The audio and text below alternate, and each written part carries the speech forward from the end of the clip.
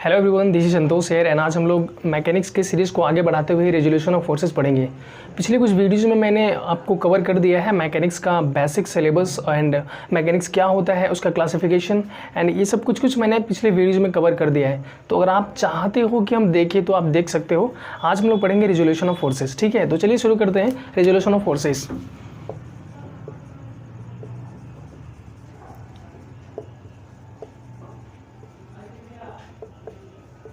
सबसे पहले हम लोग ये जान लेते हैं कि रिजोल्यूशन ऑफ फोर्सेस कहते किसको हैं, इसका मतलब एक्चुअली होता क्या है।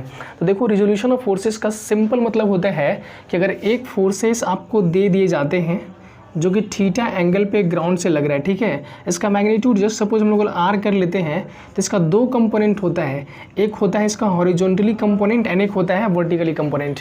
हॉरिजॉन्टली कंपोनेंट को हम लोग जो थीटा एंगल के साथ लगता है उसको लिखते हैं आर कॉस थीटा एंड इसके अपोजिट वाले को लिखते हैं आर साइन थीटा। बहुत ही सिंपल है। अगर एक फोर्स है जो कि थीटा एंगल के साथ लग रहा है तो एंगल वाले कंपोनेंट को हम लोग R cos theta and R sine theta, यानी इसको दो परपेंडिकुलर कंपोनेंट में हम लोग डिकम्पोज करते हैं एंड इस प्रोसेस को ही बोलते हैं रिजोल्यूशन ऑफ फोर्सेस। ठीक है, एक्चुअली ये थोड़ा सा हम लोग समझते हैं कि ये थीटा जिस साइड होता है उसको हम लोग कॉस थीटा क्यों लेते हैं एंड जिधर साइड नहीं होता है उधर साइन थीटा क्यों लेते हैं। तो देखिए, सिंपल सा इसका मतलब है अगर आप यहाँ पे ध्यान दें, जस्ट सपोज हम यहाँ से एक परपेंडिकुलर ड्रॉ कर देते हैं एंड यहाँ से भी लाइन मिला देते हैं, तो देखो स्क्वायर शेप का लग रहा है। यहाँ पे जस्ट सपोज करते हैं कि इस आर्म पे जो फोर्सेस है वो है F2 एंड यहाँ पे है F1। ठीक है, तो अगर ये F2 है तो ये सामने वाला क्या होगा, F2 होगा। अब आपको ये ट्रायंगल्स में कंसीडर करना है। ये ट्रायंगल्स में बेसिकली देखो तो ये राइट एंगल ट्रायंगल्स है, इसमें हम लोग एक बार लगाते हैं कॉस थीटा। तो देखो, जब कॉस थीटा लगाएंगे तो क्या हो जाएगा, बेस अपॉन हाइपोटेनस। तो बेस का वैल्यू कितना है भाई, F1 है और हाइपोटेनस कितना है, R है। तो F1 का वैल्यू यहाँ से आपको कितना मिल रहा है, R cos थीटा। ठीक है, यानी कि इस आर्म पे जो आएगा, जो हॉरिजॉन्टली कंपोनेंट होगा वो कितना होगा, R cos थीटा। ठीक है, इसी तरह वर्टिकली कंपोनेंट निकालने के लिए क्या करना पड़ेगा हम लोग को, साइन थीटा जब निकालेंगे तो देखो, जब यहाँ पे साइन थीटा लगाने के तो P अपॉन H होता है। P कितना होगा, F2 लिखेंगे, F2 अपॉन H कितना होगा, R। तो यहाँ से F2 का वैल्यू आपको मिल जाएगा R साइन थीटा। ठीक है, तो ये ऐसे होता है। लेकिन यहाँ पे आपको डिराइव करके नहीं पूछा जाएगा, बस आपको इतना रिजोल्यूशन याद रखना है कि अगर कोई फोर्सेस होगा जो कि थीटा एंगल पे लग रहा होगा तो उसका दो कंपोनेंट होता है, एक होता है हॉरिजॉन्टली एंड दूसरा वर्टिकली। जो थीटा एंगल के साथ होता है उसको हम लोग लिखते हैं आर कॉस थीटा एंड जो विदाउट एंगल वाला होता है उसको लिखते हैं आर साइन थीटा एंड इस प्रोसेस को ही हम लोग बोलते हैं रिजोल्यूशन ऑफ फोर्सेस। तो चलिए आगे हम लोग पढ़ते हैं अब process of resolution of forces. इसकी मदद से हम लोग न्यूमेरिकल को सॉल्व करना सीखते हैं। चलिए देखते हैं। तो चलिए, ये कुछ आपके सामने एक प्रॉब्लम्स है जिसको हम लोग रिजोल्यूशन ऑफ फोर्सेस की मदद से इसमें अप्लाई करेंगे और बहुत ही अच्छे से सीखेंगे। तो देखिए, अगर ये 10 न्यूटन का फोर्स 30 डिग्री एंगल पे यहाँ बन रहा है, लग रहा है, तो इसको हम लोग रिजॉल्व कर सकते हैं। एक कर सकते हैं हॉरिजॉन्टली कंपोनेंट, एक दूसरा वर्टिकली कंपोनेंट। मतलब 10 न्यूटन के फोर्स को हम लोग लिख सकते हैं, जो हॉरिजॉन्टली कंपोनेंट जो थीटा एंगल वाला होता है उसको क्या लिखते हैं हम लोग, कॉस थीटा। मतलब यहाँ पे हो जाएगा 10 कॉस 30 डिग्री और जो वर्टिकली कंपोनेंट होगा उसको क्या लिखेंगे, साइन थीटा। मतलब यहाँ पे लिखेंगे 10 साइन 30 डिग्री। ऐसे ही 1 बाय 1 सारे फोर्सेस को हम लोग रिजॉल्व कर लेंगे। यहाँ पे 10 को हमने पहले किया, देखो 10 cos 30 एंड इधर क्या हो जाएगा 10 साइन 30। इसी तरह से जब इसको रिजॉल्व करेंगे तो देखो, एक होगा वर्टिकली और दूसरा हॉरिजॉन्टली। तो जिधर साइड एंगल होता है उधर साइड क्या लिखते हैं हम लोग, क्या लिखते हैं, जिधर साइड एंगल होता है उधर cos थीटा और जिधर साइड एंगल नहीं होता है उधर साइड क्या लिखते हैं, साइन थीटा। तो यहाँ पे हम लोग क्या लिखेंगे, बिकॉज इधर साइड एंगल है तो यहाँ पे लिखेंगे 15 cos 60 डिग्री और हॉरिजॉन्टली कंपोनेंट इधर होगा तो इधर क्या लिखेंगे हम लोग, 15 साइन 60। आई थिंक आपको क्लियर हो रहा होगा। तो इसका भी हमने कर दिया, इसका भी कर दिया। एक लास्ट बच रहा है इसका। देखो, ये जो 20 न्यूटन है वो इसके साथ 10 डिग्री बना रहा है, तो इसका जो इधर वाला कंपोनेंट होगा वो हो जाएगा 20 cos 10 डिग्री एंड जो वर्टिकली कंपोनेंट होगा वो कितना हो जाएगा, 20 साइन 10 डिग्री। तो इतने फोर्सेस थे, सबको हमने 1 बाय 1 हमने रिजॉल्व किया। अब आपको क्या करना है, summation of forces along X axis निकालने हैं and summation of forces along Y axis निकालने हैं। अब देखिए ये क्या चीज़ है, मतलब कि एक्स एक्सिस पे कितने सारे फोर्सेस लग रहे हैं उन सब का समेशन निकालना है, एंड वाई एक्सिस के एलोंग कितने सारे फोर्सेस लग रहे हैं ये निकालना है, ठीक है। तो चलिए सबसे पहले निकालते हैं summation of forces along x axis. तो देखो एक्स एक्सिस पे कितने सारे फोर्सेस लग रहे हैं, तो पहला फोर्स ये है जो कि इस डायरेक्शन में, ये दोनों कहाँ लग रहा है, इस डायरेक्शन में, यहाँ पे भी नीचे की ओर साइड डायरेक्शन दिखा सकते हो। यहाँ पे कितना है आपका, यहाँ पे है आपका 15, ठीक है। तो एक्स एक्सिस पे इधर साइड 10 cos 30 लग रहा है और इधर लेफ्ट साइड लग रहा है 20 cos 10 एंड 15 sin 30। तो अगर एक्स एक्सिस के अलोंग हम लोग निकालना चाहें कि टोटली कितना फोर्सेस एक्ट कर रहा है तो कितना होगा, पहला देखिए लिखेंगे 10 cos 30 और बिकॉज वो लेफ्ट साइड लग रहा है मतलब नेगेटिव में वो माइनस हो जाएगा, तो माइनस हो जाएगा 20 cos 10 और माइनस कितना हो जाएगा 15 sin 60, ठीक है। एक्स एक्सिस के अक्रॉस इतना ही लग रहा है। एंड वाई एक्सिस के अक्रॉस हम लोग देख लेते हैं, तो देखो वाई एक्सिस में पॉजिटिव साइड में दो फोर्सेस थे 20 sin 10 and 10 sin 30 and negative side में एक था।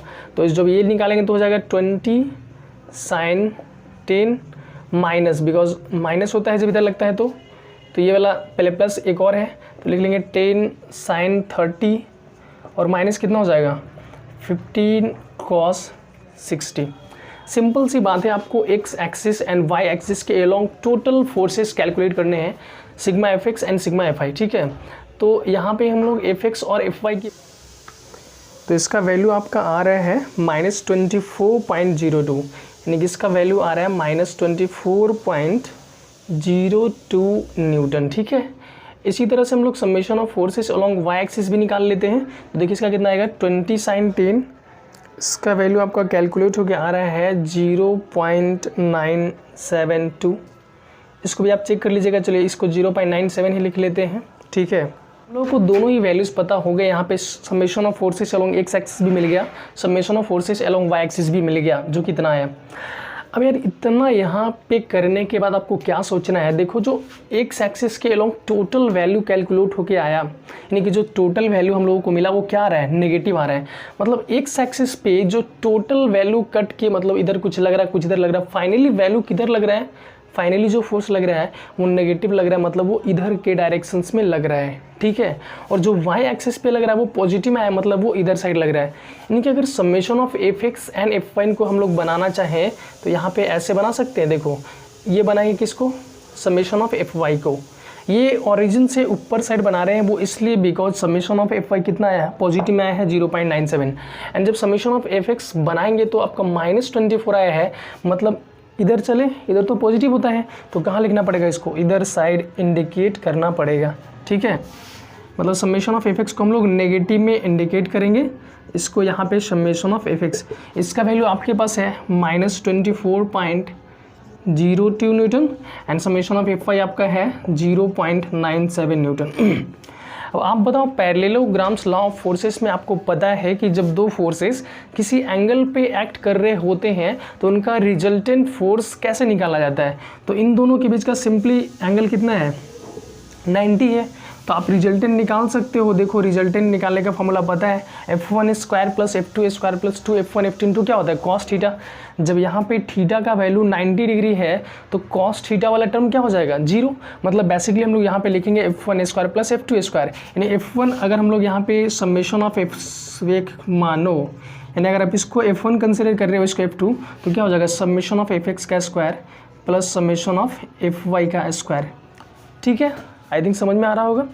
अब चलिए जब रिजल्टेंट निकाल रहे हैं तो अब कितना हो जाएगा, समेशन ऑफ एफ एक्स कितना है -24.20 -24.02 का हो जाएगा स्क्वायर प्लस एफ वाई कितना है 0.97 का स्क्वायर। इसको ऐसे ही एज इट इज़ कैल्सी में पुट करेंगे, जितना भी वैल्यू आएगा वो हम लोग यहाँ पे r = लिख देंगे। इसका वैल्यू आपको आएगा 24.03 न्यूटन, ठीक है। यानी कि जब दोनों फोर्सेस को आप कैलकुलेट कर लीजिएगा तो आपको जो फाइनली रिजल्टेंट फोर्स आएगा वो आएगा 24.03 न्यूटन। देखिए थोड़ा सा हम लोग रिकैप कर लेते हैं, स्टार्टिंग से हम लोगों ने किया क्या। हम लोग को एक फोर्स सिस्टम दिया हुआ था यहाँ पे, ठीक है, जहाँ पे बहुत सारे फोर्सेस लग रहे थे। सारे फोर्सेस को 1 बाय 1 करके हम लोगों ने हॉरिजेंटली और वर्टिकली कंपोनेंट में डिजॉल्व कर दिया।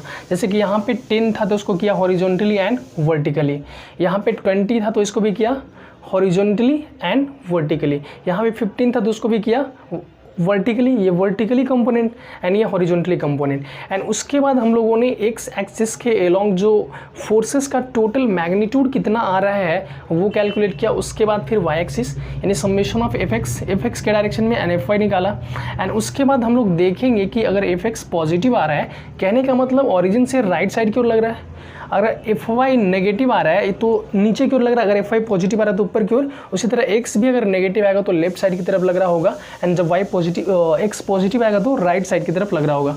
इसके हिसाब से यहाँ पे हम लोग ये डायग्राम बना लेंगे। अगर दो इतने सारे फोर्सेस को रिजॉल्व करके अगर ये सिंपल यहाँ पे दो ही फोर्सेस लग रहे हैं तो इनका रिजल्टेंट निकालना बहुत ही आसान है। पैरेललोग्राम से यहाँ पे निकाल लेंगे, रिजल्टेंट का मैग्नीट्यूड यहाँ पे कैल्सी में रख के निकाल लेना है, ठीक है। तो आई थिंक आपको रिजोल्यूशन ऑफ फोर्सेस समझ में आए होंगे। इसके नेक्स्ट वाले वीडियो में हम केवल न्यूमेरिकल्स लेकर आएंगे, उसकी मदद से रिजोल्यूशन ऑफ फोर्सेस को और भी स्ट्रॉन्ग करने की कोशिश करेंगे आपको। तो पढ़ते रहिए, हम आपके लिए ऐसे ही वीडियो लेकर आते रहेंगे। मिलते हैं नेक्स्ट वीडियो में।